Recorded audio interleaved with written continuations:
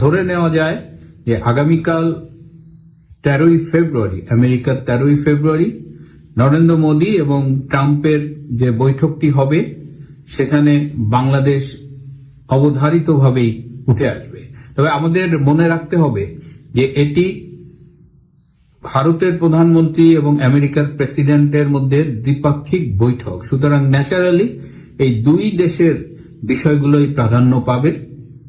ধারণা করা হচ্ছে যে ভারত প্রতিরক্ষা সংক্রান্ত বেশ কিছু পারচেজ করবে আমেরিকার থেকে, এবং যে কারণে আমেরিকান 20টা প্রোডাক্টের উপরে কিন্তু ভারত রিসেন্টলি তার বাজেটে শুল্ক কমিয়েছে। এবং এদিকে ট্রাম্প আবার বলেছে ইন্ডিয়ান প্রোডাক্ট যা আমেরিকা ইম্পোর্ট করে তার উপরে আগে শুল্ক বসাবে, যেটা ট্রাম্প শুরু করেছে কানাডা, মেক্সিকো, চীন।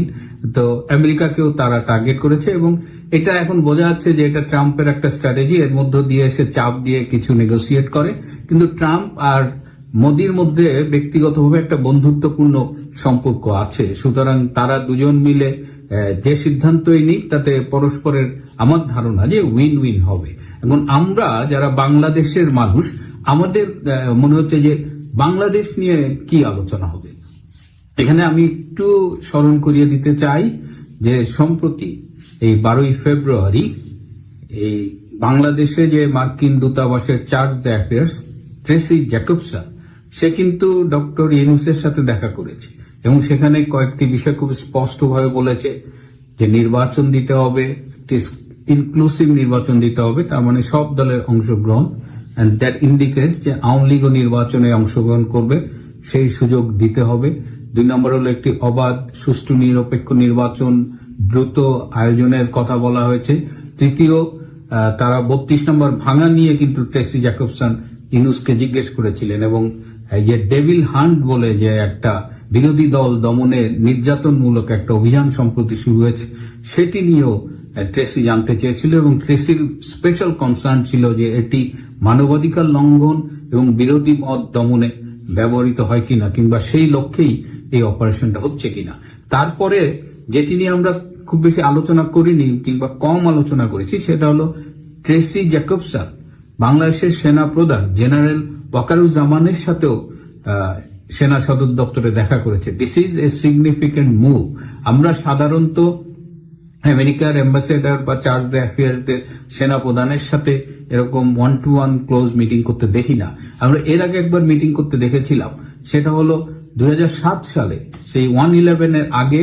সেই সময়ের যে সেনা প্রধান ছিল জেনারেল মইনি আহমেদ, তার সাথে সেই সময়ের আমেরিকান রাষ্ট্রদূত দেখা করেছিল। তো তারপরে আবার এত বছর পরে, 18 বছর পরে, প্রায় 18 বছর পরে আবার মার্কিন চার্জ অ্যাফেয়ার্স সেনা প্রধানের সাথে দেখা করলো। সো এইগুলো পরস্পর লিঙ্কড, এবং এটা কিন্তু কোনো কিছু ইন্ডিকেট করে। একেবারে যে নির্দোষ মিটিং সেটা আমি বলবো না। এই প্রেক্ষিতে আগামীকাল ট্রাম্প এবং মোদির মিটিং হবে, এবং সেখানে যেহেতু এটা আমি বলেছি যে বাইল্যাটারাল ইস্যুস প্রাধান্য পাবে, কিন্তু বাইল্যাটারালের পাশাপাশি local, I mean when I say local it means the South Asian region, এবং রিজিয়নাল মানে ইন্দো প্যাসিফিক, এই বিষয়গুলো তাদের আলোচনায় অবশ্যই আসার কথা। এবং বাংলাদেশ, যেহেতু বাংলাদেশ একটা রিসেন্ট চেঞ্জ হয়েছে, এই চেঞ্জ ভারতকে কিন্তু ভালোভাবে এফেক্ট করতেছে। সো ন্যাচারালি ভারতের একটা কনসার্ন হলো বাংলাদেশের এই রাজনৈতিক চেঞ্জ। এর মধ্য দিয়ে বাংলাদেশের জঙ্গিবাদের উত্থান প্রতীয়মান হচ্ছে, বাংলাদেশের সন্ত্রাস বেড়ে গেছে, বাংলাদেশের সাথে পাকিস্তানি গোয়েন্দা সংস্থা IS এর সম্পর্ক অনেক বেড়েছে আগের চাইতে। সো এই কনটেক্সটে ডেফিনেটলি বাংলাদেশ একটা ভারতের জন্য একটা নতুন কনসার্ন হিসেবে এসেছে। আমেরিকার সাথে বাংলাদেশের সম্পর্ক কি, এটাও ডেফিনেটলি একটা লিঙ্ক আছে।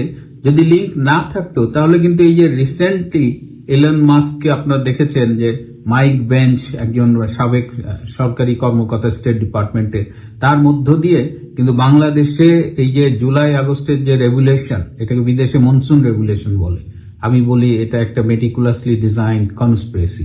তো এই কনস্পিরেসির যে টোটাল প্লটটা, সেটা কিন্তু এই মাইক বেঞ্চ ক্লিয়ার করে দিয়েছে, ফাঁস করে দিয়েছে। এটা কেন করেছে?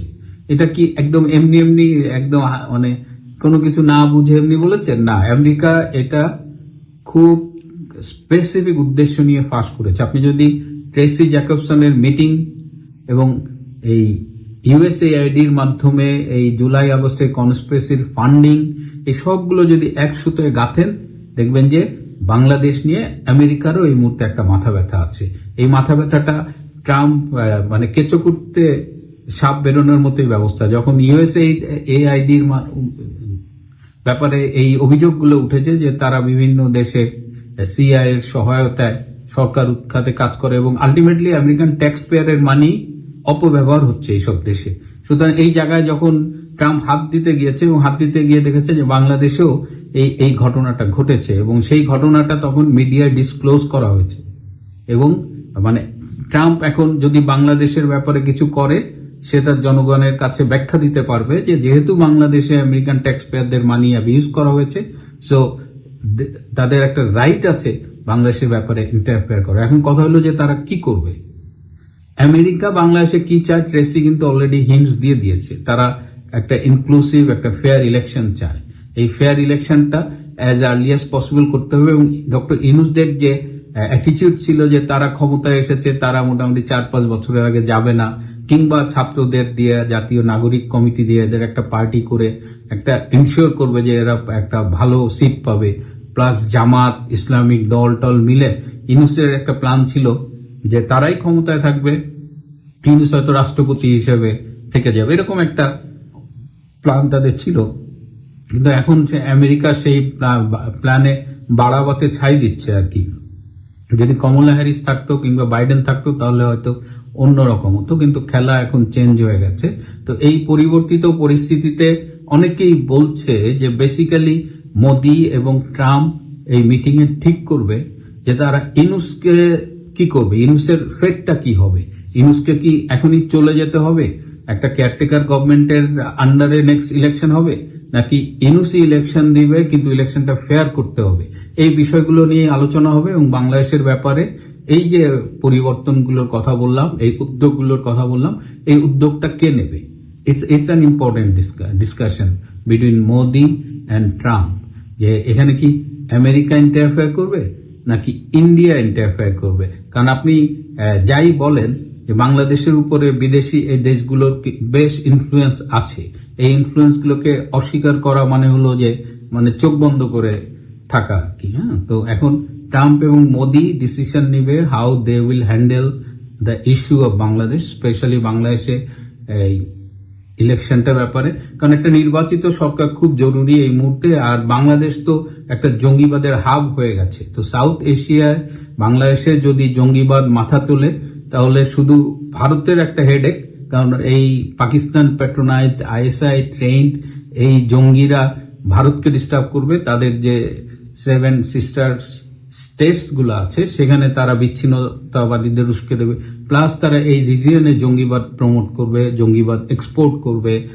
ওদিকে আফগানিস্তানের সাথে পাকিস্তানের লেগে আছে, সো পুরা অঞ্চলটা একটা মোটামুটি অস্থিতিশীল হয়ে উঠবে। তো এটা না ভারতের জন্য, না আমেরিকার জন্য, না বাংলাদেশের জন্য, কারোর জন্যই এটা ভালো না। সুতরাং এই কনটেক্সটে এই মিটিং এ মোদি এবং ট্রাম্প দে উইল ডিসকাস যে বাংলাদেশে কিভাবে তারা ইন্টারভেন করবে এবং সেটা কি আমেরিকার লিডে হবে নাকি ইন্ডিয়ার লিডে হবে। This is a very important findings, আমরা যার জন্য অপেক্ষা করব। সুতরাং ট্রাম্প মোদির মিটিং এ বাংলাদেশ বিষয়ে আলোচনা হচ্ছে, এটি নিয়ে কোনো সন্দেহ থাকার অবকাশ নাই এবং তার গ্রাউন্ড ওয়ার্কও করেছে। এবং মোদি আমেরিকা যাওয়ার আগে ভারতের যে জাতীয় নিরাপত্তা উপদেষ্টা অজিত দোভাল তাকে ব্রিফ করেছে, জয়শঙ্করও তার সাথে কথা বলেছে এবং অজিত দোভাল মোদিকে ব্রিফ করার আগে বাংলাদেশের ব্যাপারে বাংলাদেশের বেশ কিছু স্টেক হোল্ডারদের সাথে কথা বলেছে এবং সেই স্টেক হোল্ডারদের মতামত পরামর্শ নিয়ে মোদিকে কনভে করেছে। আমি বাংলাদেশি স্টেক হোল্ডারদের নামগুলো সঙ্গত কারণেই বললাম না।